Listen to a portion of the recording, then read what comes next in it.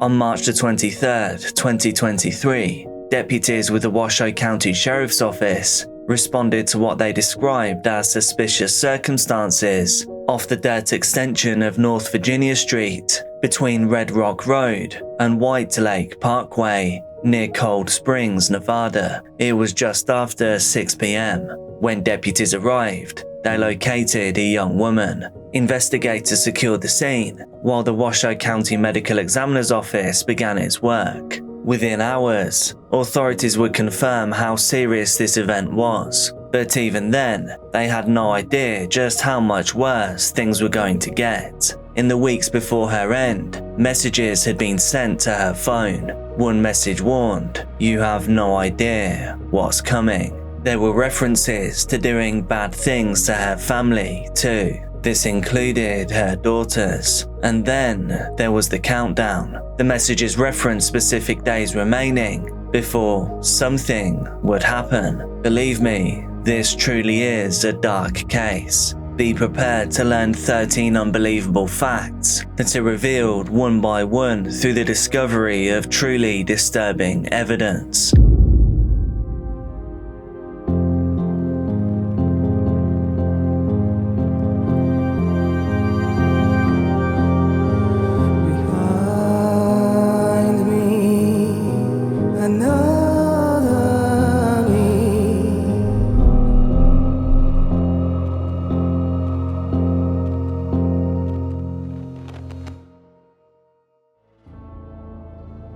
By the way, this is Dark Case, and you can call me Jack. I bring you rare and unseen true crime cases, as well as other things that you may later regret knowing, with multiple uploads every single week. So if that sounds like your kind of thing, then make sure you join the Dark Case family now by hitting subscribe and turning all notifications on. I've also had a huge overhaul of YouTube memberships, so you can now get early access to videos, exclusive videos, as well as the behind the scenes Jack's House podcast that I record in a cemetery. Currently 214 of you are supporting this channel via memberships, and you really are helping me to continue on this journey. You honestly are. I'm making a goal of 250 members by the summer, so let's see if we can make that happen. And now for today's silly little question, it's an easy one. Tea or coffee? Let me know down in the comments. But for now, on with the video.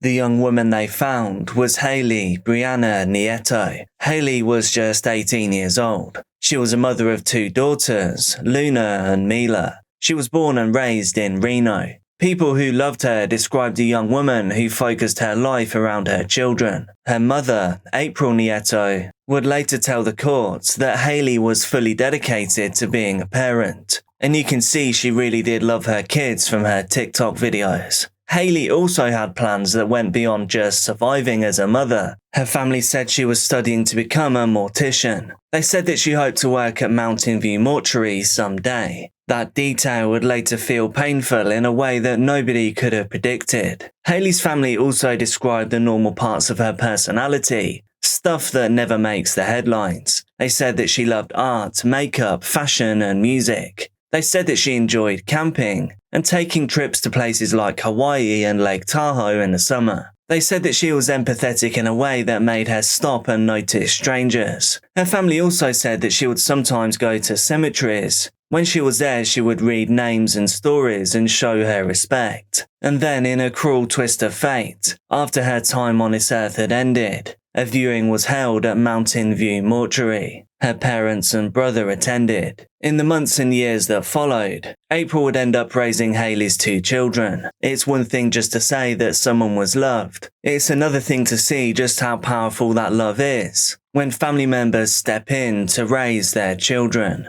So when this case begins, it doesn't just begin with police tape. It begins with a young mother whose future, on paper, still existed. But then in late 2022, something entered her life. Something that nobody could have predicted. Messages started arriving, and they were weird, to say the least. They read like someone building up momentum to do something bad. But who was sending them? And why were they counting down the days?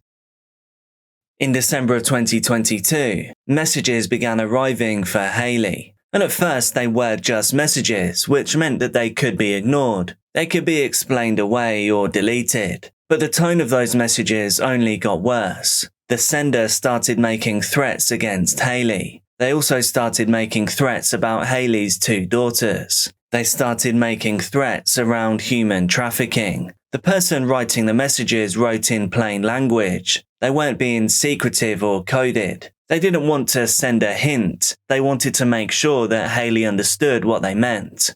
There was one detail, though, that made it seem like the messages weren't just expressing anger. It seemed like they were formulating a plan.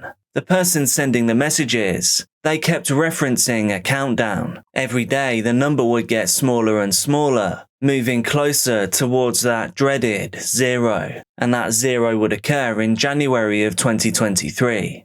At some point, Hailey's mother April, she discovered these threatening messages. She reported the messages to the Washoe County Sheriff's Office, and she even did it before that January date arrived. The concerned mother also reported the messages directly to the company that was connected to the communication system that they were sent from. Based on the later civil complaint, April believed that the messages should have triggered some form of intervention, and I'll tell you later where they came from, and honestly it's pretty unbelievable. April said that the threats were obvious enough that no interpretation was needed. When a threat is that explicit, you have to wonder what the plan actually is. Were they hoping that only Hailey would ever see the messages? And if so, what was the process meant to be once they were seen? In many investigations, early warnings are just treated like a kind of background noise, until that is, a crime forces them into the foreground. Investigators often have to separate 2 different questions that sound similar but they're not really. The first question is whether a threat is actually real. The second question is whether the system designed to actually catch those threats. Well,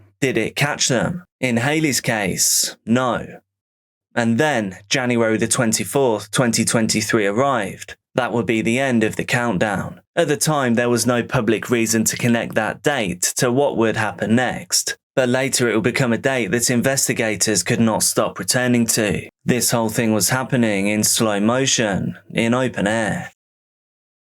On March the 23rd, 2023 at around 6 p.m, deputies responded to a report of suspicious circumstances. The location was in the Cold Springs area north of Reno. Deputies went to the dirt extension north of Virginia Street, between Red Rock Road and White Lake Parkway. Off that dirt road, they found a body. At that moment, the identity was not immediately announced publicly. The Washoe County Regional Medical Examiner's Office would, however, later identify the body as Hailey Nieto. The medical examiner would determine that she met her end by a single firearm injury to the head. This case was ruled a homicide. The Washoe County Sheriff's Office asked for the public's help in identifying facts surrounding the case. Investigators requested that anyone who had been in the area between 5 a.m. and noon on March the 23rd contact detectives immediately. A reward of $5,000 was offered through Organization Secret Witness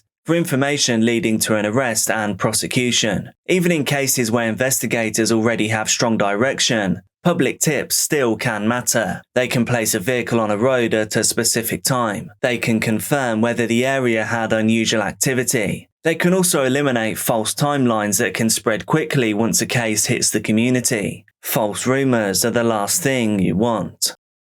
The discovery of Hailey itself raised a more basic problem. What was she doing out there? So investigators had to work backwards from the dump location. They had to determine when Hailey's time on this earth ended and where it actually happened. They had to identify who had control of her final movements, and they had to do it all among public concern. They now knew that an 18-year-old mother had been left in a remote area like discarded trash. They knew Hailey had been gone for 2 days, and in that time something had happened that never should have. The next question was what the physical evidence could reveal about those 2 days, and whether that evidence would point them towards one person, or maybe more. Investigators determined that Hailey's time on this earth had ended 2 days before her body was discovered. That date was March the 21st, 2023.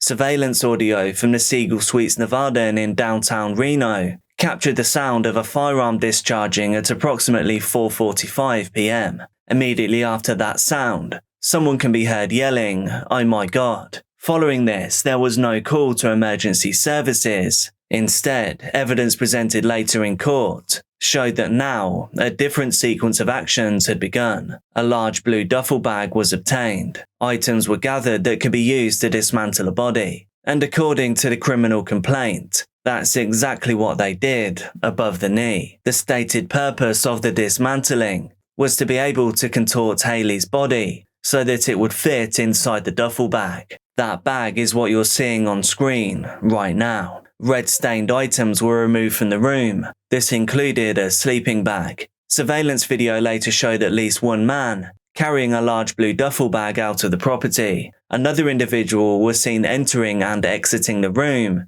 during the period and after the blast. The bag was transported away from the motel. And then Hailey was dumped. 3 individuals in the area ultimately discovered the bag and then alerted authorities. From an investigative point of view, this was no longer a question of whether someone panicked in a moment. The physical evidence suggested planning after the trigger was pulled. It also suggested cooperation. It didn't show panic. The question investigators now faced was pretty direct. Who was inside room 517 when that firearm discharged? And then who helped afterwards? Detectives were now working to identify who had been seen at the motel and who had left Reno shortly after March the 21st. Within days of Hailey being discovered, detectives identified a person of interest who had left Nevada. They determined that this individual had fled the Reno area shortly after March the 21st. On March the 27th, the Washoe County Sheriff's Office requested assistance from the United States Marshal Service. On March the 28th, 2023, U.S. Marshals working with the Midland County Sheriff's Office in Texas located a 39-year-old man at a motel in Midland. He was then taken into custody. His name was Todd Wayne Tonnochy. Tonnochy was arrested without incident and was later extradited back to Washoe County. He was then booked into the Washoe County Jail and held on bail. Investigators also examined the involvement of some other individuals connected to the events at the motel. Daniel John Graham had been present inside the room at the time that Hailey met her end. At one point, a man named Lorenzo Ramirez, he was arrested on unrelated charges in Texas during the same operation that resulted in Tonnochy's arrest. Ramirez's involvement in the case was reviewed, and Daniel Graham was initially misidentified as Ramirez due to some similar physical characteristics before that confusion was then corrected. At this point, the public now understood that Tonnochy was accused of being the man inside room 517. They understood that another individual had also been present. They understood that the case involved concealment of evidence, but one major detail had still not been fully connected in the public narrative. The threatening messages from late 2022, they now came into sharper focus. Now investigators could reveal something that changed how those messages were understood, because those messages had not been sent from a random cell phone. They'd been sent from somewhere very specific. When investigators traced the threatening messages from December of 2022, they traced back to the Washoe County Detention Facility. Todd Wayne Tonnochy had been in custody at that facility from January the 20th, 2020 until January the 24th, 2023, when the countdown came to an end. The messages were sent through a system operated by Smart Communications. That system allowed inmates to communicate with people outside the jail by using monitored electronic messaging platforms. According to the latest civil complaints filed by Hailey's family, the system included monitoring capabilities, keyword flagging features, and reporting mechanisms designed to increase safety. The complaint alleged that Smart Communications did retain the ability to review electronic messages sent through its system, with the only exception being privileged legal communications. The complaint also alleged that the system was capable of sending notifications when certain keywords appeared. And, as we know, the threats that were being sent to Hailey were not disguised. They weren't sent in code. They were just written in direct language. And these messages included threats to ending Hailey. They also included threats involving her daughters and human trafficking. They referenced revenge and included a countdown. That countdown was tied to January the 24th, 2023, and as we know, that's when Tonnochy was released.